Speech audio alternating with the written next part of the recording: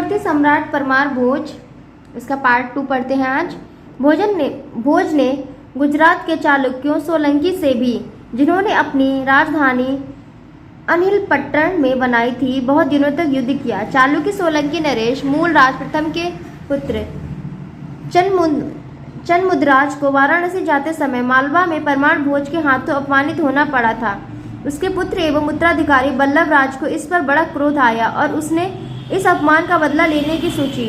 उसने भोज के विरुद्ध एक बड़ी सेना तैयार की और भोज पर आक्रमण कर दिया, परंतु दुर्भाग्यवश रास्ते में ही चेचक से उसकी मृत्यु हो गई। इसके बाद बल्लभ राज के छोटे भाई दुर्लभ राज ने सत्ता की बागडोर अपने हाथों में ली। कुछ समय बाद भोज ने उससे भी युद्ध में हराया। दुर्लभ राज के उत्तराधिकारी भीम के राज्यकाल में भोज ने अपने सेनापति कुलचंद्र को गुजरात के विरुद्ध युद्ध करने के लिए भेजा। कुलचंद्र ने पूरे प्रदेश पर विजय प्राप्त की तथा उसकी राजधानी अनिलपट्टण को लूटा। भीम ने एक बार आबू पर आक्रमण कर उसके राजा परमार ढंडू को हराया। तब उसे भागकर चित्रकूट में भोज की शरण लेनी पड़ी थी। जैसा ऊपर बताया जा चुका है, सन 1055 ईस्वी में थोड़े ही पहले भीम ने कलचुरी कर्ण से संधि करके मालवा पर आक्रमण कर दिया था, परंतु भोज के रहते वे उस प्रदेश पर अधिकार ना पा सके। राजा भोज से संबंधित अनेक कथाएं हैं। अलबेरूनी ने अपने भ्रमण के वृत्तांत में एक अद्भुत कथा लिखी है। वह लिखता है कि मालवे की राजधानी धार में, जहां पर इस समय भोज देव राज्य करता है, राजमहल के द्वार पर शुद्ध चांदी का एक लंबा टुकड़ा पड़ा है। उसमें मनुष्य की आकृति दिखाई देती है। लोग इसकी उत्पत्ति की कथा इस प्रकार बतलाते हैं। प्राचीन काल में किसी समय एक मनुष्य कोई विशेष प्रकार का रासायनिक पदार्थ लेकर वहां के राजा के पास पहुंचा। उस रासायनिक पदार्थ का यह गुण था कि उसके उपयोग से मनुष्य अमर, विजयी, अजय और मनोवांछित कार्य करने में समर्थ हो सकता था। उस पुरुष ने राजा को उसका सारा हार बतलाकर कहा कि आप अमुक समय अकेले आकर इसका गुण आजमा सकते हैं। इस पर राजा ने उसकी बात मान ली और साथ ही उस पुरुष की चाही हुई सब वस्तुएं एकत्रित कर देने की अपने कर्मचारियों को आज्ञा दे दी। इसके बाद वह पुरुष कई दिनों तक बड़ी कड़ाही में तेल गरम करता रहा और जब वह गाढ़ा हो गया तब राजा से बोला कि अब आप इसमें कूद पड़े तो मैं बाकी की क्रियाएं भी समाप्त कर डाले। परंतु राजा की उसके कथनानुसार जलते हुए तेल में कूदने की हिम्मत ना हुई। यह देख उसने कहा कि यदि आप इसमें कूदने से डरते हैं तो मुझे आने दीजिए ताकि मैं यह सिद्धि प्राप्त कर लूं। राजा ने यह बात मान ली। इस पर उस पुरुष ने औषधियों की कई पुड़ियां निकालकर राजा को दी और समझा दिया कि इस प्रकार के चिन्ह ना दिखाई देने पर वे अन्य पुड़ियां तेल में डाल दें। इस प्रकार राज को समझा बुझाकर वह पुरुष उस कढ़ाई में कूद पड़ा और क्षण भर में ही गलकर एक गाढ़ा तरल पदार्थ बन गया। राजा की उसकी बतलाई विधि के अनुसार एक एक पुड़िया उसमें डालने लगा, परंतु जब वह एक पुड़िया को छोड़कर बाकी सारी पुड़ियाएं डाल चुका तब उसके मन में विचार उत्पन्न हुआ कि यदि वास्तव में ही यह पुरुष अमर, विजयी और अजय होकर जीवित हो गया तो मेरी और मेरे राज्य की क्या दशा होगी। ऐसा विचार उत्पन्न होते ही उसने वह अंतिम पुड़िया तेल में न डाली। इससे वह कढ़ाई ठंडी हो गई और वह घुला हुआ पुरुष चांदी के प्रयुक्त टुकड़े के रूप में जम गया। भोज का साम्राज्य। उदयपुर की ग्वालियर प्रशस्ति में लिखा है कि सम्राट भोज का राज्य उत्तर में हिमालय से दक्षिण में मलयाचल तक और पूर्व में उदयाचल से पश्चिम में अस्तांचल तक फैला हुआ था। इस संबंध में निम्न श्लोक इस प्रकार है। अकेला सानमल्ली गिरतो अस्तो दे द्वियाद्वा भुक्ता पृथ्वी प्रथु नर पतेस्तु तुल्य रूपेण येन। कुछ विद्वानों का मत है कि सम्राट भोज का राज्य लगभग संपूर्ण भारतवर्ष पर ही था।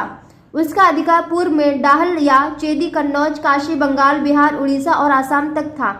दक्षिण में विदर्भ, महाराष्ट्र, कर्नाटक और कांची तक तथा पश्चिम में गुजरात, सौराष्ट्र और लाट तक तथा उत्तर में चित्तौड़, सांभर और कश्मीर तक था। चंपू रामायण में भोज को विदर्भ का राजा कहा गया है और विदर्भ राज की उपाधि से विभूषित किया गया है।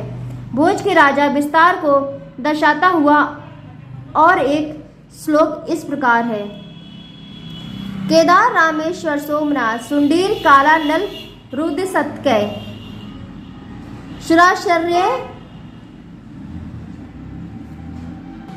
सुदासर्य, पर्याप्त, चाया, समन्तादर्थ संज्ञा जगर्ति चकार। इससे स्पष्ट है कि भोज ने अपने साम्राज्य के पूर्वी सीमा पर सुंदरबन स्थित सुंडीर, दक्षिणी सीमा पर रामेश्वर, पश्चिमी सीमा पर सोमनाथ तथा उत्तरी सीमा पर केदारनाथ सरीखे विख्यात मंदिरों का निर्माण तथा पुनर्निर्माण कराया था। भोज ने पश्चिम में कुंड भी बनवाया था। भोज के साम्राज्य विस्तार पर विद्वानों में थोड़ा मतभेद हो सकता है, क्योंकि भोज की साम्राज्य सीमाएं विस्तीर्ण किंतु थोड़ी अस्थिर रहीं। भोज का कश्मीर राज्य भी इतिहास में दर्ज है। विश्वेश्वर नाथ रेउ ने राजा भोज से संबंधित राज्यों की सूची में कश्मीर राज्य के विषय में लिखा है कि राजा भोज ने सुदूर कश्मीर राज्य के कपटेश्वर कोटेर तीर्थ में पाप सूदन का कुंड बनवाया था और वह सदा वहीं के लाए हुए जल से मुंह धोया करता था। इसके लिए वहां का जल मंगवाने का पूरा प्रबंध किया गया था। राजा भोज बहुत बड़े वीर और प्रतापी होने के साथ साथ प्रकांड पंडित और गुणग्राही भी थे। इन्होंने कई विषयों के अनेक ग्रंथों का निर्माण किया। ये बहुत अच्छे कवि, दार्शनिक और ज्योतिषी थे। सरस्वती कंठाभरण, श्रृंगार मंजरी, चंपू रामायण, चारुचर्या, तत्व प्रकाश, व्यवहार समुच्चय आदि अनेक ग्रंथ इनके लिखे हुए बतलाए जाते हैं। इनकी सभा सदा बड़े बड़े पंडितों से सुशोभित रहती थी। इनकी पत्नी का नाम लीलावती था, जो बहुत बड़ी विदुषी थी। राजा भोज ने ज्ञान के सभी क्षेत्रों में रचनाएं की हैं। उन्होंने 84 ग्रंथों की रचना की है। उसमें से प्रमुख है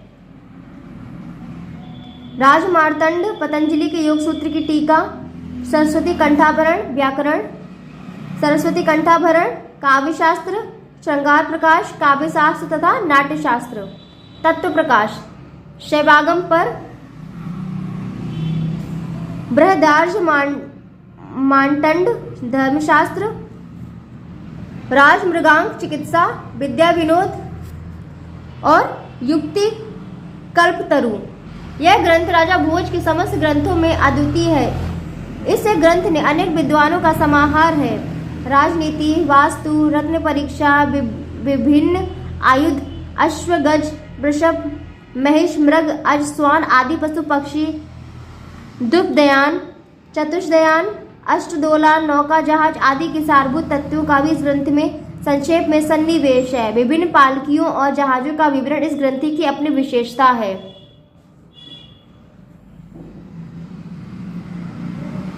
विभिन्न प्रकार के खंगों का सर्वाधिक विवरण इस पुस्तक में ही प्राप्त होता है। सम्राट भोज जहां कुशल प्रशासक और सेनापति था, वहीं विद्या प्रेमी और कवि भी था। बल्लाल सेन द्वारा रचित भोज प्रबंध तो भोज द्वारा विद्वानों और कवियों के सम्मान एवं उन्हें पुरस्कार स्वरूप दिए गए दान की कथाओं से भरा पड़ा है। बिल्हड़ ने अपने ब्रिकमान देव चरित में लिखा है कि अन्य नरेशों की तुलना राजा भोज से नहीं की जा सकती। इसके अलावा उस समय राजा भोज का यश इतना फैला हुआ था कि अन्य प्रांतों के विद्वान अपने यहाँ के नरेशों की विद्वत्ता और दानशीलता दिखलाने के लिए राजा भोज से ही उनकी तुलना किया करते थे। राज तरंगिणी में लिखा है कि उस समय विद्वान और विद्वानों के आश्रयदाता क्षितिराज, क्षितपति और भोजराज ये दोनों ही अपने दान की अधिकता से संसार में प्रसिद्ध थे। बिल्हड़ ने भी अपने विक्रमांक देव चरित में क्षितिपति की तुलना भोजराज से की है। उसमें लिखा है कि लोहरा का राजा वीर क्षितपति भी भोजराज के ही समान गुणी था। सन 1055 ईस्वी में धारा नगरी में चक्रवर्ती सम्राट परमार भोज का निधन हो गया। उनकी शासनावधि 1010 से 1055 ईस्वी मानी जाती है।